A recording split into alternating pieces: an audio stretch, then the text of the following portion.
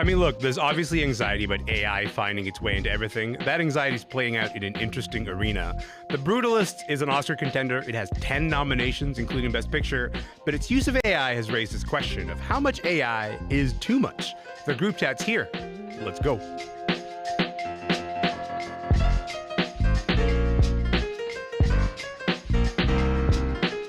I'm Elamin Abdelmahmoud, and this is Commotion. Look, we're in the middle of award season, and one of the heavyweights at like basically every award show has been The Brutalist. Last week, that movie landed 10 Oscar nominations, including Best Picture. It is a story of a Jewish Hungarian architect who's trying to make a life for himself in America after surviving the Holocaust. There's been a lot of conversation about this movie, about its length, about so many things around it, but lately the conversation has been about its use of AI, because we learned that the editor used AI in parts to improve the Hungarian pronunciations in the dialogue for both Felicity Jones and Adrien Brody. Film critics Kristy, Puchko, and Simonpillai have a lot of thoughts on this. They're welcome to the show to share those thoughts. What's going on, y'all? How's it going? Hello, we're to go good. Listen, Rad, we talked about The Brutalist last month, you and I. Just real quick, can you just catch us up on what sparked this new controversy with The Brutalist? Yeah, there was an article in Red Shark News that interviews this editor, the Brutalist editor, and he talked about the uses of AI in the film. And one of those uses, I think the one that really got a lot of people upset, was that they used AI to conjure the architectural drawings and designs that are kind of used in the background, the designs that are meant to be created by this character Laszlo Toth, who's played by Adrien Brody. And that got people upset because, when you think about this movie and the way it's about an architect who pours his soul into his work. He puts a personal stamp on his work, and it's also meant to be sort of allegorical of the filmmaking process, where it's you're creating something monumental, but you're infusing it with your personal stamp. You're kind of losing the plot when you use AI to then conjure the architectural designs that are meant to represent that, right? So that was one of the big things that upset people. The other thing then is also how they used AI to improve the pronunciations whenever Adrien Brody and Felicity Jones spoke Hungarian. Because remember that Felicity Jones is not Hungarian. Yeah. Adrien Brody is Hungarian American. The editor was talking about how Hungarian is a very difficult language to get the pronunciations right, especially in these little bits. So they used AI to merge those voices with a native Hungarian speaker to perfect in little bits of their Hungarian speech that pronunciation, and that's the other part of the controversy. So I just want to tell people real quick. I saw The Brutalist last night. It is 3.5 hours. It is an incredibly long movie. Great use of your Sunday afternoon, I should say. But also, the Hungarian that is spoken in this film, it is not a prominent, part of the film at all. I think there are some letters exchanged in the first half of the movie that are in Hungarian. So you hear Adrien Brody, Felicity Jones sort of exchanging, narrating the letters that they're writing in Hungarian. Largely, those are the parts that we're talking about, I think, when it comes to how they use that AI. Kristy, we've seen some interviews promoting the movie, and then I just want to play you this clip of Adrien Brody talking about how playing this role has been, for him, this opportunity to honor his family. His mother and his grandparents fled Hungary in the 50s, emigrated to the United States. So here he is talking about channeling his own grandfather while working on this movie. My grandfather had a very distinct and quite pronounced Hungarian accent that's not too dissimilar to what I work towards for Laszlo. And my research, working with a dialect coach and finding sources of that very specific dialect of a man from that time, from the 50s, really was to honor his accent and the truths that I knew, not just even with a dialect, but personality and forms of expression that kind of came out that I recall from my childhood with my grandfather. So Adrien is not talking about this controversy. He's just sort of talking about how him speaking Hungarian, how that shows up for him, and what he used to sort of tap into that part of the role. In terms of the controversy, though, Brady Corbet, who's the director of The Brutalist, he sort of said that Adrien and Felicity, he said their performances were, quote, completely their own, that they worked for months to sort of work on their accents with a dialect coach, and then AI was sort of used in parts, as Rad said, where these characters spoke Hungarian, to refine certain letters and vowels for accuracy. When you hear that response, what do you make of that response, Kristy? I mean, I think that people are getting upset about AI because they feel like they've been tricked. They feel like this is, encroaching. And I think what Brady is saying is like, it's not that serious. This is something he very specifically says, this is something we would have done anyway. It's just that AI made it easier. And, I don't think people think about when something is edited. I used to work in post-production. Like, it's not necessarily that you're getting a scene together, or even within a line. Like a director or an editor might look at it and go, I like the way he hit this particular word better in this take than this take. So you might be seeing one thing, but audio wise, you might be hearing several things put together. Like think about how like a Billie Elliot song, or not Billie Elliot, Billie Eilish song is put together, where it's a bunch of vocal cuts. So like, to me, it's not a big deal that they're doing this. It's a tool to kind of sharpen the specificity of the Hungarian language, which I think is something probably most American viewers are not going to notice at all, but I think it speaks to the commitment that Corbet and Brody had to the project, that was the goal. Rad, rock me through the arguments for and against the use of AI here, specifically to get a more authentic sounding accent. What do you make of its use here? Yeah, look, I mean, I think to jump on what Kristy was just saying, I mean, I think there's a lot of, we could appreciate the effort to get the Hungarian just right, because like, I mean, especially for Hungarian audiences, because as you would see with, say, Emilia Perez, like, all of Mexico is upset about that movie as when it comes to how it's representing their culture and their language and stuff. And even I have this personal experience with Deepa Mehta's Funny Boy, which you might remember, right? Because that was a movie where they used Sinhalese actors in Tamil-speaking parts, which was which is a choice considering it was depicting a conflict where language was specifically weaponized. So I was one of the critics who was very like, oh, they butchered my parents' language. So I appreciate that, they're going this extra mile to perfect the pronunciations. But at the same time, like Kristy said, like people are going to draw a hard line against AI because, of course, this fear that AI is going to replace artists and artistry. And we're just coming out of the Hollywood strikes and such, right? And especially with a movie like with the Brutalist, they're gonna draw that hard line because this is a movie that sold itself on how analog it is. It's a movie That's where been they the really entirety boasted. of the Oscar campaign was like how analog everything has been. It's shot in VistaVision. Like these specifically made these choices that sort of harken back to the days of yore when it comes to film, and so like this kind of runs a little bit counter to that. Yeah, like even when I interviewed Brady Corbet, like he was talking about how you got to see it in 70 millimeter, because if you don't see it in 70 millimeter, it's the difference between a painting and a lithograph. So he's basically drawing this hard line between hand-drawn artistry and a mechanical reproduction. So when you're inviting the most dogmatic cinephiles and people who uphold those kinds of people to uphold your artistry, they're going to feel betrayed when AI gets into the mix. I mean, to that extent, Kristy, I think like here's the reasonable point that I get caught up on is the idea that if it was so important for the character to have scenes where they speak Hungarian, and if analog is so important to you, why wouldn't you go the extra length of casting a Hungarian actor? Like, to what extent is that a part of your consideration as you watch this movie? Certainly, you're not going to get the same funding from producers, Right. But also there were enough scenes that included, the letter writing and the sort of narrating the letters going back and forth that is clearly was important enough for the director to include. Yeah. I mean, name a Hungarian actor.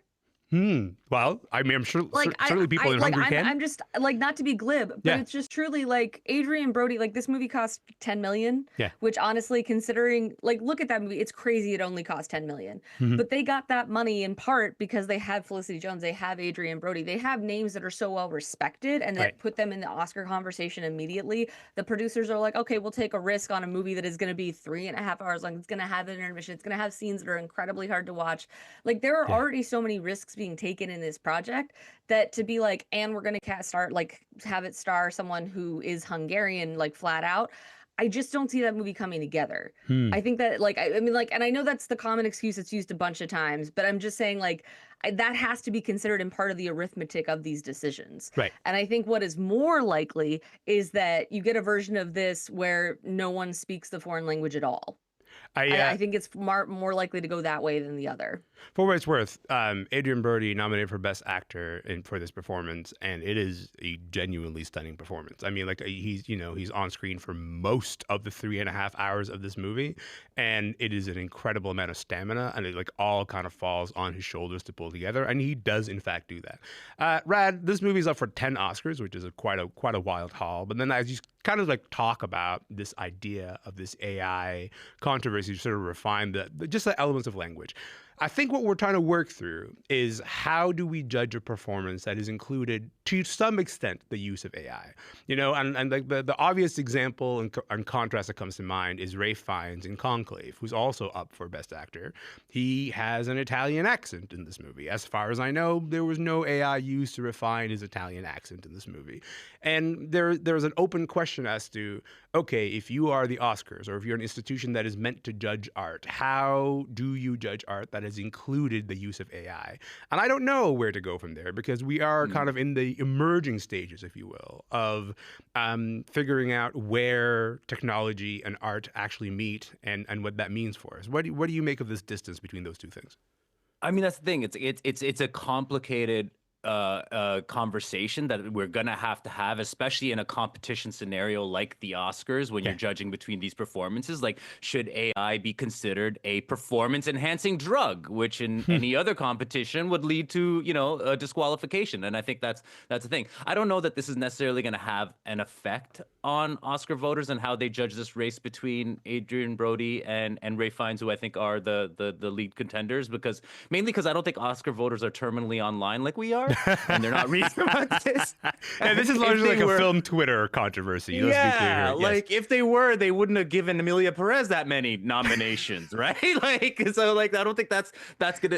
And then even if they were part of this conversation, I think in the end they vote for the performance that they love. And the thing that they love about Adrien Brody's performance is not how accurate his accent is in Hungarian, because they're not even noticing that stuff, right? So if they do even catch wind of this criticism, they're just gonna, dig in their heels, be like, well, that's not, I love this aspect of the performance, and that's not gonna, reflect on that. But again, like this is a really complicated conversation. And, the thing is, it's like, yes, they're using AI in little tiny bits of this performance, but where do we start drawing the line? It gets further from here.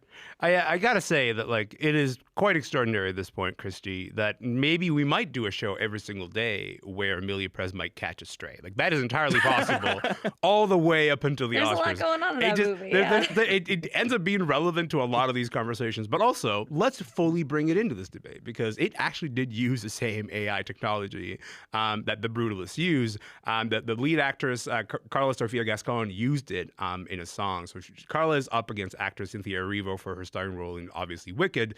Both of them sing their performances. Both are up for Best Actress Oscar. What do you make of that conundrum for the Academy here? Yeah, I mean, I think it's important to understand that the Academy does have the things they love. They love transformative performances. They love when they're like, we've never seen them do this before. And I think speaking another language is certainly part of that. I think singing is part of that. Like Rafe, notably, I think he speaks Italian and Latin in Conclave. Yeah, that's because Ralph Fiennes is Ralph Fiennes. There's nobody like he Ralph doesn't fool Fiennes. around. He is there. Yeah. But yeah, like when it comes to Carla versus Cynthia, I can understand the comparison and be like, well, they both sing, but like Cynthia Erivo doesn't need to prove to you she can sing.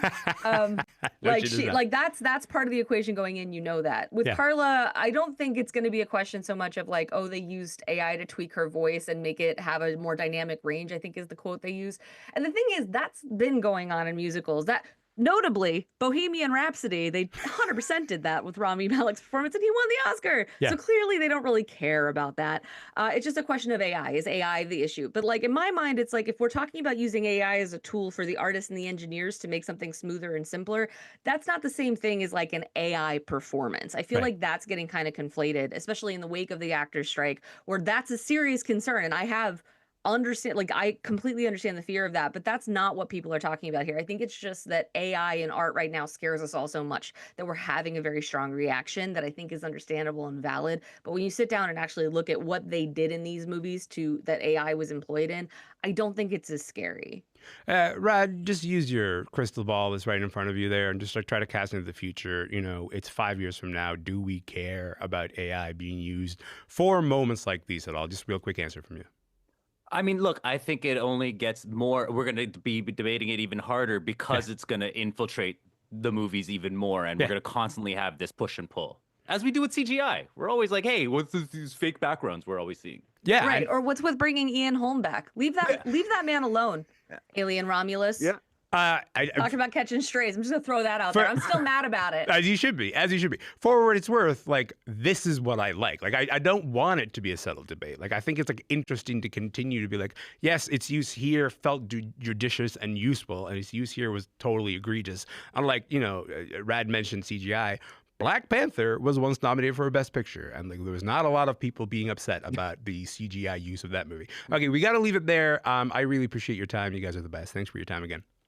Thanks for having Thank you. Yes, of course. Rad Simonpillai is a freelance film critic based in Toronto. His work shows up on CTV, CBC, and the Globe and Mail. Kristy Puchko is a film editor at Mashable in New York. The 2025 Oscars, by the way, are currently scheduled to air on Sunday, March 2nd.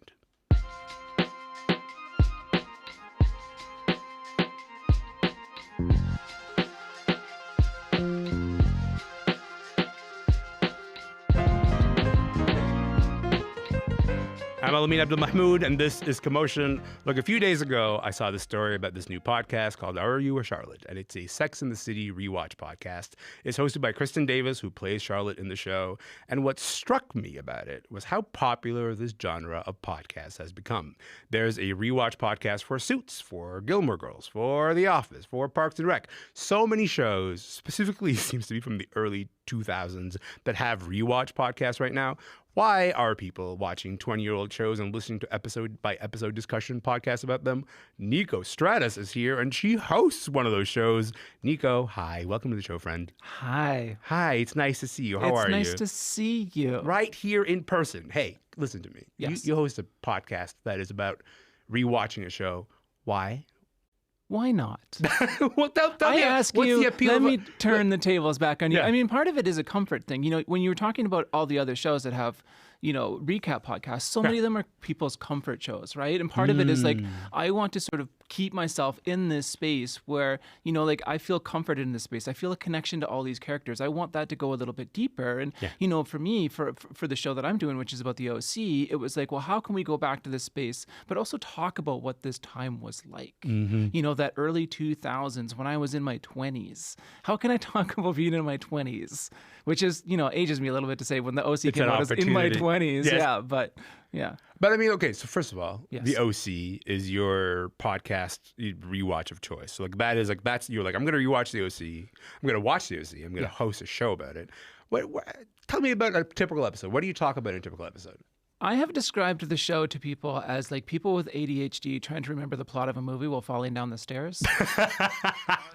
But it is also like, we talk through the plot points of the episodes, but also like we allow ourselves to go off on tangents, be very conversational. I'm doing it with my friend Alex Steed, who hosts another show called You Are Good with Sarah Marshall. Yep. And so we talk about the plot points of the episode, but also we talk about the music and we talk about what was going on culturally and, how that was sort of reflected in our own lives when we were in our early 20s when the show was coming out, and sort of using it as a means of having a lot of other broader conversations. So when you look at the landscape right now and see all these sort of rewatch podcasts, the tradition itself is not new, right? Like we've seen rewatch podcasts that kind of existed for a little while.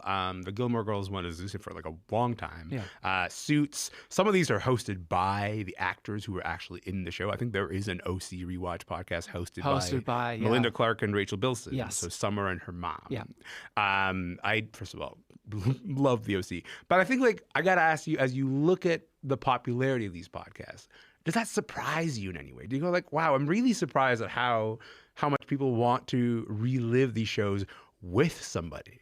No, because I mean, all these shows, again, they're shows that are massively popular in rewatching, right? Like you think about The Office, and there's Office Ladies, I think is the Office one, that's what it's called. And like, you think about how massively popular that show is. It makes sense that they would want to sort of broaden that universe by saying, okay, well, how can we let the people that were in the show be part of this conversation and keep that thing going? New Girl has like 2 different ones, I think, that are recapping the show. Because, some including the hosts of the stars of the show. And part of it is like, you want to be able to keep that brand alive in case somebody wants to reboot it or move it to a new network or whatever, but it's also just allowing us to sort of stay in this place. So it doesn't surprise me because the popularity of those shows is so striking.